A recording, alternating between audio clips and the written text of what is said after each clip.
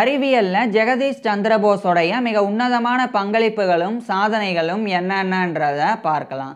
Sir Jagadish Chandra Bose இந்தியாவை சேர்ந்த ஒரு பாலிமத், அதாவது பல்துறை வல்லுனர். இவர் 1858 நவம்பர் 30 அன்னைக்கு அப்போதைய பிரிட்டிஷ் இந்தியாவுடைய பெங்கால் பிரசிடென்சியில இருந்த மைமன் சிங்ல பிறந்தாங்க. இவர் 1894ஆம் ஆண்டிலிருந்து வயர்லெஸ் கம்யூனிகேஷன், அதாவது கம்பியில்லா தகவல் தொடர்பை சாத்தியப்படுத்துறதுல ஈடுபட்டு வந்தாங்க. அந்த காலத்துலலாம் ஒரு செய்தியை ஒரு இடத்துல இருந்து இன்னொரு இடத்துக்கு அனுப்புறதுக்கு வயருடன் கூடிய டெலகிராஃப்ஸ் தான் பயன்படுத்தப்பட்டு வந்தது. இந்த நிலையில தான் ஜெகதீஷ் சந்திர போஸ் இந்த ரேடியோ வேவ்ஸ், அதாவது ரேடியோ அலைகளை டிடெக்ட் பண்ணக்கூடிய ரிசீவ் பண்ணக்கூடிய கொஹிரர் அப்படின்ற டிவைஸை மேம்படுத்தினாங்க. அதுக்கப்புறமா ஸ்பார்க் கேப் ஆசிலேட்டர் அப்படின்ற இன்னொரு இன்ஸ்ட்ருமெண்ட்டை இவர் பயன்படுத்தினாங்க. அதை நான் சிம்பிளாக சொல்கிறேன். அந்த ஒரு இன்ஸ்ட்ருமெண்ட்டை பொறுத்த வரைக்கும் எலக்ட்ரிக் சர்க்கியூட்ல இருந்து 2 வயர்ஸ் வந்திருக்கும். இந்த 2 விரல்களை 2 வயர்ஸாக இமேஜின் பண்ணிக்கோங்க. அந்த 2 வயர்ஸோடைய எண்டில் 2 மெட்டல்ஸ் இருக்கும். இப்போ அந்த 2 வயர்ஸுமே ரொம்ப பக்கத்தில் வைக்கப்பட்டிருக்கும். அதுக்கப்புறமா அந்த 2 வயர்ஸ்லையும் அந்த எலக்ட்ரிக் சர்க்கியூட் மூலமாக எலக்ட்ரிசிட்டியை பாஸ் பண்ணுவாங்க. அப்படி பாஸ் பண்ணுறதன் மூலமாக 2 வயர்ஸோடைய எண்டுலையும் இருக்கக்கூடிய மெட்டல்ஸில் ஹை கரண்ட் பாஸ் ஆகும். அப்போ ரெண்டுமே பக்கத்தில் இருக்கிறனால அப்படியே ஒரு ஸ்பார்க் தீப்பொறி உருவாகும். அப்படி உருவாதன் மூலமாக வரக்கூடியது தான் ரேடியோ வேவ்ஸ் அப்படின்றது. அப்படியே அந்த காலத்தில் ரேடியோ வேவ்ஸை உருவாக்கினாங்க. இப்போ ரேடியோ வேவ்ஸை உருவாக்குறதுக்கு இவர் அந்த ஸ்பார்க் கேப் ஆசிலேட்டரை ஜெகதீஷ் சந்திர போஸ் பயன்படுத்தினாங்க. ஆனால் அந்த உருவாக்கப்பட்ட ஜெனரேட் பண்ணப்பட்ட அந்த ரேடியோ வேவ்ஸ் அதை கரெக்டாக அந்த கொஹிரர் அப்படின்ற அந்த ஒரு டிவைஸை நோக்கி செலுத்தணும். அப்போ தான் இந்த ஒரு ஸ்பார்க் கேப் ஆசிலேட்டர்லேருந்து கொஹிரர் அப்படின்ற ரிசீவருக்கு அந்த ஒரு ரேடியோ வேவ்ஸை அனுப்புனா சிக்னலை ஒரு இடத்துல இருந்து இன்னொரு இடத்துக்கு அந்த வயர் இல்லாமல் அனுப்புனதான் அர்த்தம். ஸோ அதுக்காக ஜெகதீஷ் சந்திர போஸ் இதை பண்ண தொடங்கினாங்க. அப்போ 3 முக்கியமான விஷயங்களை இவர் கண்டுபிடிச்சாங்க. ஒன்று வேவ் கைட்ஸ் அப்படின்றது, இன்னொன்று போலரைசர் அப்படின்றது, அதுக்கப்புறம் இன்னொன்று ஹோன் ஆண்டனா அப்படின்றது. இந்த 3 விஷயங்களை இவர் கண்டுபிடிச்சாங்க. இந்த 3மே ரொம்ப அவசியமானது. ஒன்று இந்த ஹோன் ஆண்டனா அப்படின்றது அந்த ஸ்பார்க் கேப் ஆசிலேட்டர் அதிலிருந்து ரேடியோ வேவ்ஸை ஜெனரேட் பண்ணுறதுக்கு யூஸ் பண்ணாங்க. அதுக்கப்புறமா இன்னொரு பக்கம் இருக்கக்கூடிய அந்த வேவ் கைட்ஸ் அப்படின்றது இந்த ரேடியோ வேவ்ஸை கரெக்டாக வழி நடத்தக்கூடியது. அதுக்கப்புறமா போலரைசர்னா ஒன்றும் கிடையாது, அந்த கொஹிரர் அப்படின்ற அந்த ஒரு ரிசீவரை நோக்கி கரெக்டாக சிக்னலை டிரான்ஸ்மிட் பண்ணணும். அதுக்கு அந்த ரேடியோ வேவ்ஸை டிரான்ஸ்மிட் பண்ணணும். அதுக்காக போலரைசரை இவர் பயன்படுத்தினாங்க. இதுக்கு ஒரு நல்ல உதாரணம் ஒன்று சொல்கிறேன். டார்ச் லைட்டில் பார்த்தா அந்த டார்ச் லைட்டுக்குள்ளே சில்வர் கலரில் ஒன்று இருக்கிற மாதிரி இருக்கும். அது எதனால் இருக்குன்னா லைட்டை நம்ம எந்த பக்கம் அடிக்கிறோமோ அந்த பக்கம் கரெக்டாக போலரைஸ் பண்ணி அனுப்புறதுக்காக தான் அதுக்குள்ளே அந்த ஒரு சில்வர் கலரில் ஒன்று இருக்குது. ஸோ அது மாதிரியான, நான் உதாரணத்துக்கு சொல்கிறேன், அது மாதிரியான ஒரு அமைப்பு தான் அந்த போலரைசர் அப்படின்றது. அது இந்த ரேடியோ வேவ்ஸை கரெக்டாக ஒரு பக்கம் நோக்கி அனுப்பும். ஸோ அந்த மாதிரி அனுப்புறதுக்காக இவர் அந்த போலரைசரையும் பயன்படுத்தினாங்க. அதுக்கப்புறமா ஜெகதீஷ் சந்திர போஸ் இன்னொரு முக்கியமான விஷயம் பண்ணாங்க. அந்த காலத்துலலாம் இந்த ஸ்பார்க் கேப் ஆசிலேட்டர் அதை பயன்படுத்தி ரேடியோ வேவ்ஸை உருவாக்குறதுக்கு பயன்படுத்தப்பட்ட அளவு, இந்த இடைப்பட்ட அளவு 2 வயர்ஸுக்கு இடைப்பட்ட அளவு, அதை விட ஜெகதீஷ் சந்திர போஸ் ரொம்ப கம்மியான அளவை ஆக்கினாங்க. அதாவது 2 வயர்ஸ் இங்கே இவ்வளோ தூரத்தில் இருந்து வேவ்ஸை உருவாக்குறதுக்கு அந்த ஸ்பார்க்லாம் உருவாக்குது அப்படின்னா அதை விட கம்மியாக அந்த 2 வயர்ஸையும் ரொம்ப கிட்ட வைக்கணும், ரொம்ப நெருக்கமாக இருக்கணும். ஆனால் ரெண்டுமே ஒட்டி இருக்காது, ஆனால் ரொம்ப நெருக்கமாக இருக்கும். அந்த மாதிரி ஜெகதீஷ் சந்திர போஸ் வச்சு ரேடியோ வேவ்ஸை உருவாக்கினாங்க. அது மில்லிமீட்டர் வேவ்ஸ் அப்படின்னு அர்த்தம். ஏன்னா ரொம்ப சின்னதாக அந்த வேவ்ஸோடைய வேவ் லென்த் அலைநீளம் இருக்கும். இப்போ பொதுவாகவே அலைநீளம் வேவ் லென்த் அதிகரித்தா அதனுடைய ஃப்ரீக்குவன்சி அதிர்வெண் குறையும். அதே சமயம் ஒரு ஒலியினுடைய அல்லது இந்த ரேடியோ வேவ்ஸினுடைய அந்த வேவ் லென்த் அது குறைஞ்சா அதிர்வெண் அதிகரிக்கும், ஹை ஃப்ரீக்குவன்சி ஆயிரும். ஸோ இப்போ இவர் பண்ணுறது 2 வயர்ஸையுமே ரொம்ப பக்கத்தில் நெருக்கமாக வைக்கிறதன் மூலமாக அந்த ரேடியோ வேவ்ஸோடைய வேவ் லென்த்தை ரொம்ப கம்மியாக்கினாங்க. ஸோ இப்போ வேவ் லென்த்தை கம்மியாக்குறதன் மூலமாக அதனுடைய ஃப்ரீக்குவன்சி ஹையாக ஆரம்பிச்சிடும், அதனுடைய அதிர்வெண் அதிகரிக்க ஆரம்பிச்சிடும். ஸோ அந்த மாதிரி பண்ணாங்க. அதுக்கப்புறமா இவர் கண்டுபிடிச்சிருந்த அந்த 3 விஷயங்கள், வேவ் கைட்ஸ், அதுக்கப்புறம் ஹோன் ஆண்டனாஸ், அதே மாதிரி போல போலரைசர் இதெல்லாம் பயன்படுத்தி கரெக்டாக அந்த கொஹீரர் அப்படின்ற அந்த ஒரு ரிசீவருக்கு இவர் வந்து அந்த ஒரு ரேடியோ வேவ்ஸை அனுப்பினாங்க. இந்த ரேடியோ வேவ்ஸை ரிசீவ் பண்ண உடனே அந்த கொஹீரர் அப்படின்ற அந்த ஒரு டிவைஸில் சில மாற்றங்கள் ஏற்படும். உதாரணத்துக்கு வைப்ரேட் ஆகுற மாதிரியான சில மாற்றங்கள் ஏற்படும். அதை வச்சு கரெக்டாக இந்த ரேடியோ வேவ்ஸை அது வந்து டிடெக்ட் பண்ணிருச்சு அப்படின்னு அர்த்தம். ஸோ அது மாதிரி ஜெகதீஷ் சந்திர போஸ் வந்து 1895ஆம் ஆண்டு இதை சாத்தியப்படுத்தினாங்க.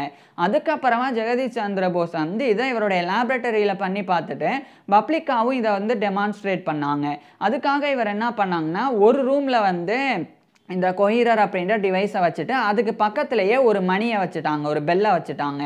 இப்போ அந்த ஒரு கொஹீரரில் அந்த ஒரு ஏதாவது ஒரு ரேடியோ வேவ் வந்து பதிவாச்சு அப்படின்னா அப்போ அந்த பெல் வந்து ரிங் ஆக ஆரம்பிச்சிடும். அது மாதிரி அந்த ஒரு அமைப்பை வந்து இவர் செட் பண்ணிட்டாங்க. அதுக்கப்புறம் அதுக்கு பக்கத்தில் இருக்கக்கூடிய வேற ஒரு ரூம், அந்த ஒரு ரூம்ல இருந்து ஜெகதீஷ் சந்திர போஸ் வந்து இந்த ஆண்டனாஸ், போலரைசர், அதே மாதிரி வேவ் கைட்ஸ், அதுக்கப்புறம் அந்த ஸ்பார்க் கேப் ஆசிலேட்டர் இதெல்லாம் பயன்படுத்தி ரேடியோ வேவ்ஸை ஜெனரேட் பண்ணாங்க. குறிப்பாக நான் ஏற்கனவே சொன்ன மாதிரி மில்லிமீட்டர் வேவ்ஸ் அதை வந்து ஜெனரேட் பண்ணி அதை வந்து சென்ட் பண்ணாங்க. இப்படி இங்கேருந்து சென்ட் பண்ண உடனே பக்கத்து ரூமில் இருக்கக்கூடிய அந்த கொஹீரர் அப்படின்ற அந்த ஒரு டிவைஸில் போய் இந்த ரேடியோ வேவ்ஸ் ஆனது டிடெக்ட் ஆன உடனடியாக அந்த பெல்லு வந்து ரிங் ஆச்சு. இது அந்த காலகட்டத்தில் ஆச்சரியமான ஒரு விஷயமா இருந்தது. ஏன்னா ஒரு சிக்னலோ ரேடியோ வேவ்ஸோ இதெல்லாம் அனுப்புறதுக்கு வயர்ஸ் தான் அப்போல்லாம் பயன்படுத்தப்பட்டது, நான் ஏற்கனவே சொன்ன மாதிரி. ஆனால் எதுவுமே இல்லை. இதுக்கிடையில் வந்து 2 ரூம் இருக்குது. அந்த 2 ரூமில் வெவ்வேறு டிவைசஸ்லாம் வைக்கப்பட்டிருக்கு. ஆனால் நடுவில் எதுவுமே கிடையாது. அப்படி எதுவுமே இல்லாதப்போவும் அது கரெக்டாக போய் அந்த ரேடியோ வேவ்ஸ் ஆனது அந்த கொஹீரர் அப்படின்ற அந்த டிவைஸர் அந்த ரிசீவரை போய் சென்றடைஞ்சது. இது மிகப்பெரிய ஒரு ஆச்சரியமான விஷயமா இருந்தது. ஆனால் ஜெகதீஷ் சந்திர போஸ் வந்து இதை பேட்டன் பண்ணணும் அப்படின்னு விரும்பலை. ஏன்னா இப்போ இவர் வந்து பேட்டன் பண்ணியிருந்தார் அப்படின்னா அதுக்கப்புறம் இந்த விஷயங்களை பயன்படுத்துறதுக்கு ஜெகதீஷ் சந்திர போஸுக்கு பணம் கொடுத்துட்டு தான் மற்றவங்க அதை பயன்படுத்த முடியும். அதனால ஜெகதீஷ் சந்திர போஸ் பணத்தெல்லாம் விரும்பலாம். அதுக்கு பதிலாக இதில் இன்ட்ரெஸ்ட் காட்டாமல் இவர் என்ன சொல்லிட்டாங்கன்னா இந்த ஒரு விஷயத்தை இவர் கண்டுபிடிச்ச இந்த ஒரு டிரான்ஸ்மிட்டர், அதாவது ஒரு இடத்துல இருந்து வயரே இல்லாமல் ஒரு சிக்னலை வேற ஒரு இடத்துக்கு அனுப்பக்கூடிய இந்த ஒரு முறை, இதை பயன்படுத்தி மனித இனத்துக்கு தேவையான, மனித குலத்துக்கு தேவையான நல்ல விஷயங்கள் வந்து கண்டுபிடிக்கப்படட்டும் அப்படின்னு ஜெகதீஷ் சந்திர போஸ் வந்து அதுக்கு பேட்டன் பண்ணலை. அதுக்கப்புறம் அதை வந்து கிட்டத்தட்ட சில ஆண்டுகளுக்கு பிறகு, குறிப்பாக 1899 இந்த காலகட்டத்திலலாம் அந்த ஒரு ரேடியோ வேவ் சம்மந்தப்பட்ட ஆராய்ச்சிகளை இவர் வந்து கைவிட்டுட்டாங்க. அதுக்கப்புறமா ஜெகதீஷ் சந்திர போஸ் வந்து இன்னொரு விஷயத்தை பண்ணாங்க. அதுதான் வந்து கிரஸ்கோகிராஃப் அப்படின்ற ஒரு டிவைஸ். அதை வந்து இவர் முதல் முறையாக கண்டுபிடிச்சாங்க. இந்த கிரஸ்கோகிராஃப் அப்படின்றது என்னன்னா தாவரங்களினுடைய வளர்ச்சி மற்றும் தாவரங்களினுடைய இயக்கம் அது எல்லாத்தையுமே வந்து ரொம்ப துல்லியமாக மெஷர் பண்ணுறதுக்காக பயன்படுத்தக்கூடியது தான் கிரஸ்கோகிராஃப் அப்படின்றது. அதை ஜெகதீஷ் சந்திர போஸ் வந்து கண்டுபிடிச்சாங்க. ஏன்னா அந்த காலத்திலலாம் தாவரங்களுக்கு வந்து உயிர் இருக்குது, ஆனால் தாவரங்கள் செயலற்றது அப்படின்னு கருதப்பட்டு வந்தது. உதாரணத்துக்கு இப்போ வந்து விலங்குகள்லாம் இருக்கிறாங்க, மனிதர்கள்லாம் இருக்கிறாங்கன்னா இனப்பெருக்கம் நடக்கும், அதுக்கப்புறம் வந்து நிறைய செயல்படுவாங்க, நடந்து போகிறது, ஒரு இடத்துல இருந்து வேற ஒரு இடத்துக்கு நகர்றது, இது மாதிரிலாம் தாவரங்கள் பண்ணாதனால தாவரங்களுக்கு உணர்ச்சியே கிடையாது, தாவரங்களுக்கு உயிர் மட்டும்தான் இருக்குது. அது ஒரு பேசிவ் ஆர்கானிசம்ஸ் அப்படின்னு சொல்லி நம்பப்பட்டது. ஸோ தாவரங்கள் எல்லாமே செயலற்ற உயிர்கள், அதுக்கு உயிர் இருக்குது ஆனால் உணர்வு இல்லை அப்படின்னு அப்போ கருதப்பட்டது. ஆனால் ஜெகதீஷ் சந்திர போஸ் என்ன நினச்சாங்கன்னா தாவரங்களுக்கு உணர்வும் இருக்கும் அப்படின்னு கருதினாங்க. அதுக்காக தான் இந்த கிரஸ்கோகிராஃப் அப்படின்ற அந்த ஒரு டிவைஸை இவர் வந்து கண்டுபிடிச்சாங்க. அதை கண்டுபிடிச்சதுக்கு அப்புறமா தாவரங்களினுடைய ஒவ்வொரு ரியாக்ஷன்ஸையுமே, சின்ன சின்ன ரியாக்ஷன்ஸை கூட இதில் வந்து தெளிவாக ரெக்கார்ட் பண்ண முடியும். அது மாதிரி இந்த கிரஸ்கோகிராஃபை ஜெகதீஷ் சந்திர போஸ் வந்து கண்டுபிடிச்சிருந்தாங்க. ஒரு உதாரணத்துக்கு சொல்கிறேன். இப்போ வந்து ஒரு வெப்பம் வந்து இப்போ வெப்பத்தை வந்து நம்ம தாவரத்தின் மீது செலுத்தணும் அப்படின்னா தாவரம் வந்து அதுக்கு ரியாக்ட் பண்ணும். இப்போ எப்படி நம்ம மேலே வந்து நெருப்பு பட்டாலும் அல்லது வெப்பம் பட்டாலும் நம்ம அதை உணருவோம். அதை உணர்ந்து அதுக்கேற்ற மாதிரி இப்போ நம்ம மேலே வெயில் படுதுன்னா நம்ம கொஞ்சம் தள்ளி போய் நிற்போம். அதே மாதிரி நம்ம மேலே ஏதாவது ஒரு கெமிக்கல் பட்டால் நமக்கு எரியும், அதுக்குண்டான எதிர்வினை ஆற்றுவோம். அதே மாதிரி தாவரங்களும் வந்து அதே மாதிரி எதிர்வினை ஆற்றும், அதற்கும் உணர்வு இருக்குது அப்படின்னு இவர் வந்து ஜெகதீஷ் சந்திர போஸ் வந்து கருதினாங்க. அதுக்காக தான் இந்த கிரஸ்கோகிராஃபை கண்டுபிடிச்சாங்க. ஏன்னா இப்போ நம்மளுடைய உணர்வுகளை நம்மளால் வெளிப்படுத்த முடியும், தாவரங்களுடைய உணர்வுகளை தாவரங்கள்னாலையும் வெளிப்படுத்த முடியும். ஆனால் நம்ம உணர்வுகளை நம்ம வெளிப்படுத்தும் போது அதை மற்றவங்களால ஈஸியாக தெரிஞ்சுக்க முடியும். உதாரணத்துக்கு யாராவது நம்மளை அடித்தா நம்ம கத்துவோம், அதன் மூலமாக ரொம்ப நமக்கு வலிக்குது அப்படின்றது மற்றவங்களுக்கு புரியும். ஆனால் தாவரங்கள் வந்து அந்த மாதிரி உணர்வுகளை வெளிப்படுத்த முடியாது.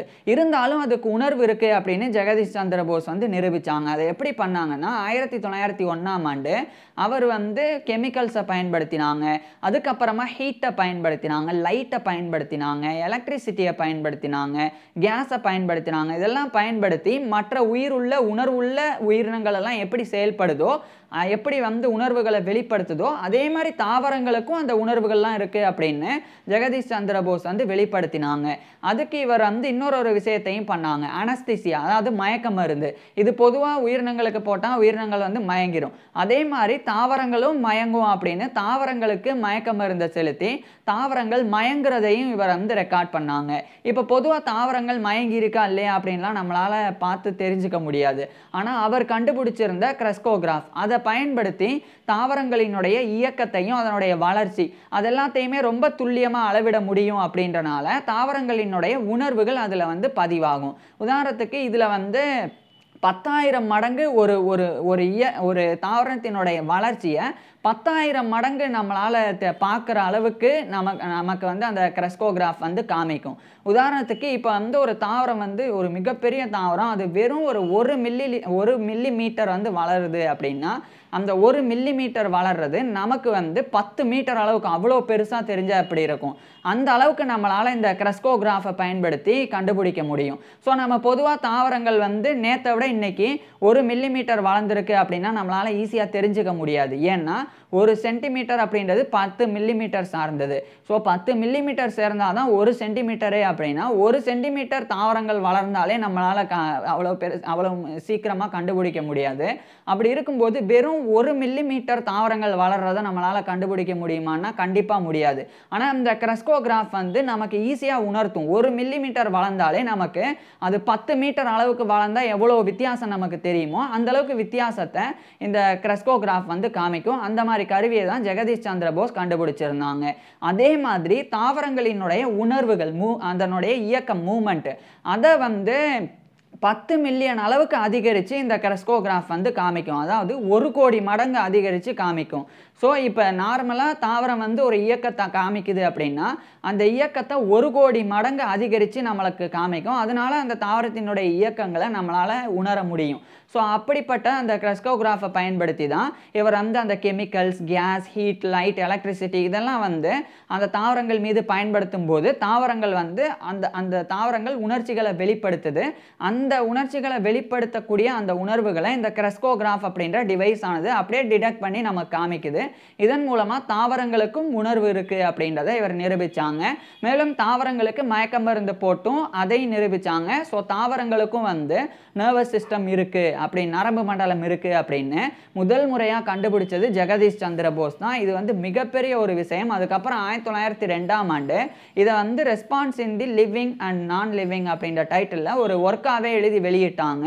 இதனால ஜெகதீஷ் சந்திர போஸ் வந்து உலக புகழ் பெற்ற ஒரு இந்திய விஞ்ஞானியாக மாறினாங்க.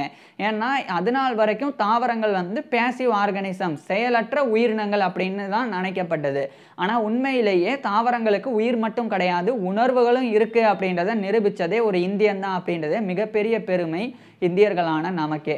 ஸோ இதை வந்து ஜெகதீஷ் சந்திர போஸ் கண்டுபிடிச்சாங்க. அதுக்கப்புறமா 1917 இந்த காலகட்டத்தில் இவர் வந்து இப்போதைய இந்தியாவுடைய வெஸ்ட் பெங்காலில் இருக்கிற கொல்கத்தா அங்கே வந்து ஜெகதீஷ் சந்திர போஸ் வந்து போஸ் இன்ஸ்டிடியூட் அப்படின்னு சொல்லி ஒரு இன்ஸ்டிடியூட்டை நிறுவினாங்க. இது வந்து மிக முக்கியமான ஒரு விஷயம். ஏன்னா இந்த இன்ஸ்டிடியூட்டில் முதல் முறையாக அந்த உலகத்திலேயே முதல் முறையாக பிளான்ட் நியூரோபயாலஜி அதாவது தாவர நரம்பு உயிரியல், அதுக்கப்புறமா பயோஃபிசிக்ஸ் அதாவது உயிர் இயற்பியல், அதே மாதிரி பயாலஜி உயிரியல், இந்த அனைத்து சப்ஜெக்ட்ஸையுமே ஒரே இடத்துல இருந்து, அதே மாதிரி ரேடியோ வேவ்ஸ், இந்த அனைத்து சப்ஜெக்ட்ஸையுமே ஒரே இடத்துல இருந்து ஆராய்ச்சி பண்ணுறதுக்கும் அந்த ஆராய்ச்சி பண்ணக்கூடிய இந்தியர்களுக்கு ஊக்கம் கொடுக்கறதுக்காகவும் உருவாக்கப்பட்டது தான் போஸ் இன்ஸ்டிடியூட் அப்படின்றது. இது ஒட்டுமொத்த ஆசியாவிலேயே இதுதான் வந்து முதல் முறை இந்தியர்களுக்காக உருவாக்கப்பட்டது. அதே மாதிரி இவ்வளோ சப்ஜெக்ட்ஸை இன்டகிரேட் பண்ணி ஒரே இடத்துல ஆய்வு செய்கிற மாதிரி உருவாக்கப்பட்ட முதல் இன்ஸ்டிடியூட், இந்த உலகத்திலே முதல் இன்ஸ்டிடியூட்னா அது போஸ் இன்ஸ்டிடியூட் தான். அதை ஜெகதீஷ் சந்திர போஸ் பண்ணாங்க. பிறகு இவர் பண்ண சாதனைகளுக்காக அந்த 1917ஆம் ஆண்டு தான் இவருக்கு வந்து சர்பட்டம் வழங்கப்பட்டது, அப்போதைய பிரிட்டிஷ் இந்தியாவை ஆண்டவங்க மூலமாக. ஸோ அதுக்கப்புறம் வந்து தான் இவர் வந்து சர் ஜெகதீஷ் சந்திர போஸ் அப்படின்னு அழைக்கப்பட ஆரம்பிச்சிருந்தாங்க. ஸோ இதுக்கப்புறம் 1926ஆம் ஆண்டு நர்வஸ் மெக்கானிசம் ஆஃப் பிளான்ஸ் அப்படின்னு சொல்லி இன்னொரு ஒர்க்கையும் வெளியிட்டாங்க. அதில் இன்னும் நுணுக்கமாக தாவரங்களினுடைய உணர்வுகள் பற்றிலாம் எழுதி வெளியிட்டிருந்தாங்க. ஸோ இதுக்கப்புறம் தான் அப்போ அந்த காலத்தில் சொன்னதெல்லாம் உண்மை. அதாவது நம்ம தாவரங்கள் கூட நல்லா பேசினா அது நல்லா வளரும், அதுக்கு நம்ம அதனால் வலியை உணர முடியும், இதெல்லாம் உண்மை தான் அப்படின்னு ஜெகதீஷ் சந்திர போஸ் தான் கண்டுபிடிச்சாங்க. ஸோ அதனால் நமக்கு என்ன வலி இருக்கோ அதே வலி வந்து தாவரங்களுக்கும் ஏற்படும். அதை நம்ம வலியை வெளிப்படுத்திடுவோம். ஆனால் தாவரங்கள் வலியை வெளிப்படுத்தும், ஆனால் அந்த வலியை அது வெளிப்படுத்துறத நம்மளால் உணர முடியாது. அதை உணர்றதுக்கு தான் கிரெஸ்கோகிராஃப் அப்படின்ற டிவைஸை ஜெகதீஷ் சந்திர போஸ் கண்டுபிடிச்சிருந்தாங்க. ஸோ இப்பேற்பட்ட நபர் இறுதியாக 1937ஆம் ஆண்டு நவம்பர் 23 அன்னைக்கு இவருடைய 79வது பர்த்டேக்கு கரெக்டாக ஒரு வாரத்துக்கு முன்னாடி இவருடைய 78 வயசில் ஜெகதீஷ் சந்திர போஸ் வந்து இறந்து போனாங்க.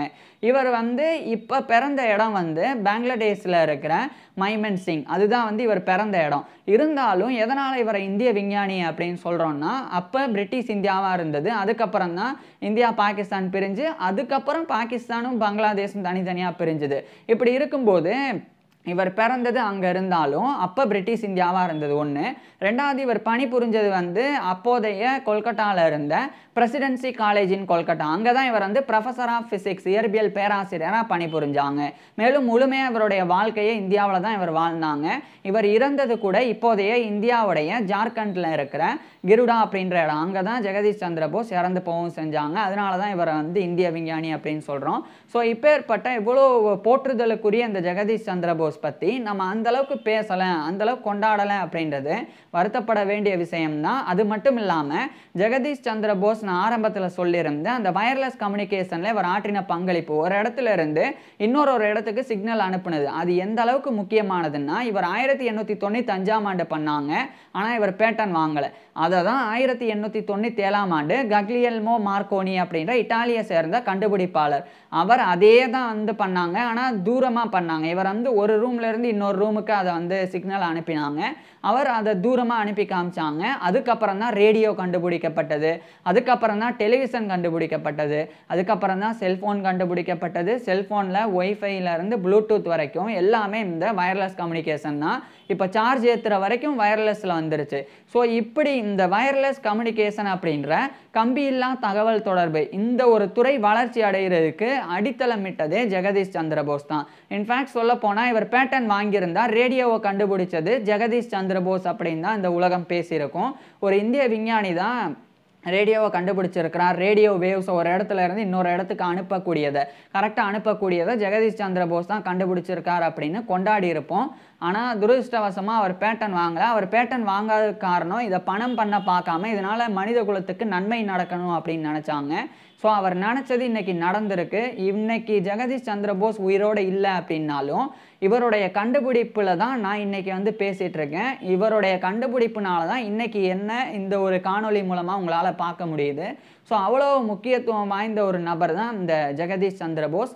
அதில் மட்டும் இல்லாமல் சம்மந்தமே இல்லாமல் யோசிச்சு பாருங்கள், ஃபிசிக்ஸில் இவர் ரிசர்ச் பண்ணிவிட்டு அப்படியே பிளான்ட் ஃபிசியாலஜி பயாலஜிலையும் இவர் ரிசர்ச் பண்ணியிருப்பாங்க. அதனால தான் இவரை வெறும் சயின்டிஸ்ட் அப்படின்னு சொல்லாமல் பாலிமேத் பல்துறை வல்லுநர் அப்படின்னு போட்டுடுறாங்க. ஸோ இப்பேற்பட்ட ஜெகதீஷ் சந்திர போஸ் பற்றி நீங்கள் என்ன நினைக்கிறீங்க அப்படின்றத கீழே கமெண்ட்ஸில் சொல்லுங்கள். அதே மாதிரி ஜெகதீஷ் சந்திர போஸோடைய ஃபுல் லைஃப் ஹிஸ்ட்ரியை நான் ஏற்கனவே பேசியிருக்கேன். அதை பார்க்குறதுக்கு கீழே டிஸ்கிரிப்ஷனில் லிங்க் கொடுத்துருக்குறேன், கட்டாயமாக பாருங்கள். தேங்க்யூ.